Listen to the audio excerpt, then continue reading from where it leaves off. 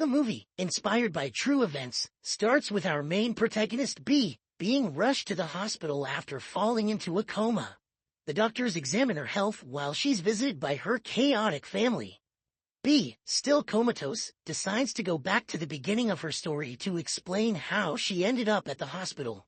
B's parents, Sharon and Derek, have intellectual disabilities. Derek's mental development halted at the age of 12 due to a drunk driving accident, and Sharon's brain did not fully develop, leading to the belief that she couldn't live independently. Despite these challenges, Sharon and Derek fell in love at first sight and eventually got married. Their parents were initially uncertain about their union, but reluctantly approved of it. Derek's mom, Loretta, wants Sharon to get sterilized because they believe the new couple is unable to raise a child. Sharon's mom, Peg, protests the idea, but her husband, Earl, who is Sharon's dad, doesn't want to take care of yet another child. They've been raising their intellectually disabled daughter like a child for 21 years. They decide not to take any steps for now because they believe the newlyweds are uninterested in anything romantic.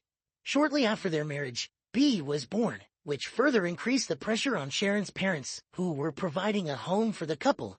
B is named after her mother Sharon's favorite cartoon character, Bambi. In the beginning, Sharon's parents, Peg and Earl, help take care of young B. As time passes by, Earl becomes tired of becoming the only breadwinner of the family, so he suggests Derek move out with his family. Peg wants Sharon and Derek to stay with them, as she doesn't trust them to take care of the baby or themselves. But Derek decides that they must move out and live as a family, which they do. Soon after, Derek and Sharon move to Nevada, and initially live in a van before eventually buying a house. Fast forwarding to the present, a social worker named Mary arrives at the hospital to investigate the circumstances leading to B's coma. She engages in conversations with B's family members. Continuing with the flashback, B's childhood was initially filled with joy and fun, as Sharon and Derek worked hard to provide for her. However, when B turned 10, her parents began to place more responsibilities on her. Even Derek went so far as to teach her how to drive at a very young age, just in case he was unable to do so. In exchange for learning the skill, he promised B anything she wanted, which eventually led her to get a dog she named Godzilla. According to B, they enjoyed a happy life in a trailer park initially, and later in their new home. Nevertheless, from a very young age, B had to shoulder more than her fair share of responsibilities. This included taking care of the dog, looking after herself, and even caring for her mother. During one of the driving lessons, B mentions to her father how her classmates were calling them retarded. Derek is understandably sad at his daughter having to face that and the unjust judgment of the world towards them. But he assures her that they are just special. One day, Sharon accidentally leaves the door open, and Godzilla, their dog, escapes. B, determined to retrieve her beloved pet, decides to use her dad's truck to chase after him. As expected, the 10-year-old crashes the truck, and this incident prompts a visit from Child Services. This is the first time she meets Mary, the social worker. During her conversation with Mary, B expresses her inability to take care of Godzilla and her parents simultaneously. Following this incident, B's aunt and uncle, Joy and Ben, contemplate the idea that it might be beneficial for B to spend some time with them. B ends up spending the summer at her Aunt Joy and Uncle Ben's house, which is a disorienting experience for her, as she's not used to someone else taking care of her. When she has a near accident in the swimming pool, her uncle realizes that B needs more parental guidance and support. Joy and Ben decide to take on a more significant role in B's upbringing, mainly focusing on her education. Consequently, B starts going to a private school where she becomes best friends with Nia. She does really well in her studies and even joins the track team for extracurriculars. However, she continues to be a victim of bullying even in high school. B is mostly victimized by Astrid, the belle of the school. One day during lunch, B is approached by a handsome kid, Ethan. He tells her that he saw her drowsing in biology class, so he hands over his notes to her. After Ethan leaves, Nia notes that Ethan might have taken a liking to B. She also shares what she knows of Ethan, that he is a cancer survivor and the son of rich parents. B eventually ends up dating Ethan after connecting with him at a party. She continues to ace at school, but she's constantly having to worry about her parents and whether they can take care of themselves. As B reaches her senior year, her guidance counselor, Mr. Vasquez, persistently encourages her to apply to college. According to him, she has the necessary grades and extracurricular achievements to attend college. But initially, she only submits applications to a couple of community colleges under pressure. Despite having the potential to earn scholarships or financial aid, B is hesitant to even contemplate leaving her parents. She firmly believes that her parents depend on her for physical, emotional, and financial support, and fears they would not be able to manage without her. Still, Mr. Vasquez asks what she is most interested in. B tells him that she loves astronomy. Without wasting any time, he tells her that she should look into the UCLA's astronomy program, which best suits her interest. Later, after finding an old hat her uncle gave her, B realizes she wants to attend UCLA and decides to initiate the college application. As B starts spending more time with Ethan and agrees to go to prom, it puts a strain on her friendship with Nia. But dating Ethan, who accepts her wholeheartedly, does make her realize that she need not listen to others who have not walked in her shoes. During one of her part-time cleaning duties at school, Astrid, like always, speaks very lowly of B. But our heroine finally slams the bully when she puts Astrid in her place for her condescending, classist remarks. As prom approaches, B starts spending most of her time outside of school working to support her family as well as buying a dress for prom.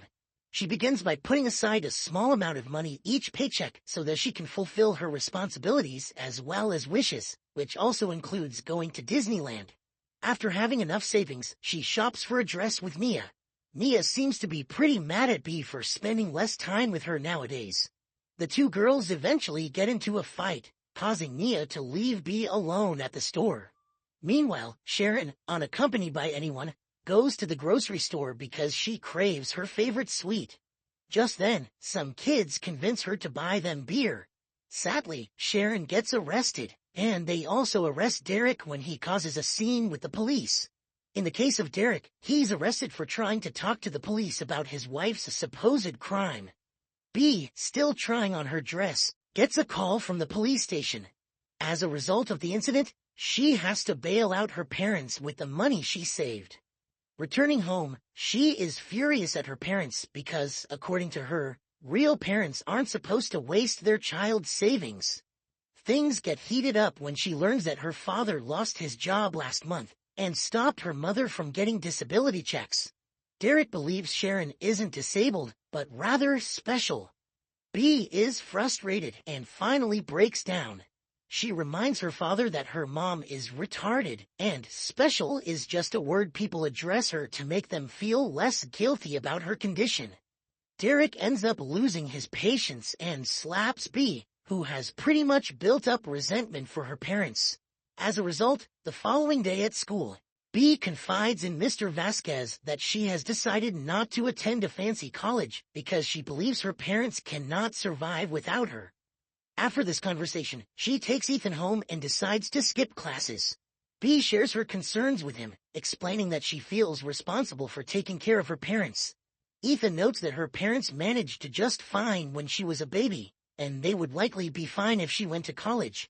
He believes she's using them as a crutch to avoid facing the real world. B disagrees and even mentions that she might need to take care of him if his cancer were to return. Understandably, Ethan takes offense to this and breaks up with her. Despite her emotional turmoil, B manages to reconcile with her best friend. Nia was upset with B for deciding to go to prom after they made a pact not to. She goes to Nia's place and makes amends. B suggests they hang out together, but Nia now has a date to the prom. So B encourages her not to hold herself back just because B has canceled prom because Ethan broke up with her. B then helps Nia get ready for prom and then returns home. To cope with the challenges in her life, B decides to take control of what she can by selling tickets for the school's raffle, with hopes of winning a trip to Las Vegas so she can visit Disneyland. Feeling extremely lonely, she ends up drinking a bottle of whiskey before going out to sell the tickets. In her inebriated state, she goes out to sell the tickets, and Andy, a schoolmate's college-age brother, offers her a ride. She accepts, but things take a dark turn when Andy sexually assaults her. Bee becomes uncomfortable and wants to leave the car, but Damien, Andy's friend who is driving the van, has no issue with Andy's actions. He only stops when Bee attempts to jump out of the moving vehicle. Afterward, Bee tries to walk away, but Andy follows her and pleads with her to return to the car. He starts pulling her arm, and Bee throws up before slipping and falling, hitting her head on the ground. Seeing her unconscious, the boys panic and drop her off outside the hospital before rushing away. Bee eventually regains consciousness and expresses her love for her parents and the rest of her family. After the social worker Mary conducts her review, Bee asks her if her family is the craziest she's ever seen, to which Mary replies that they aren't. Later that night, Ethan visits Bee and apologizes, and they reconcile. Bee is eventually discharged from the hospital and slowly recovers during her final year of high school. She manages to graduate alongside Nia and the rest of her class. Despite her initial hesitation to apply to college due to her responsibilities, Bee decides to have an honest conversation with her father. Derek reassures her that, like any other parent, he wants her to move forward in life. This gives Bee the courage to apply to the college she desires and successfully gain admission. Even her grandparents, who had been grieving their children's conditions, decide to celebrate Bee's achievements. On graduation day, her entire family is present for the celebration. The movie ends with a heartwarming scene where Bee's parents drive her to college. Derek, now working as a Lyft driver, and Sharon proudly sing a song about Bee going to UCLA. Her mom wears a UCLA beanie and even shares the exciting news with a Lyft passenger.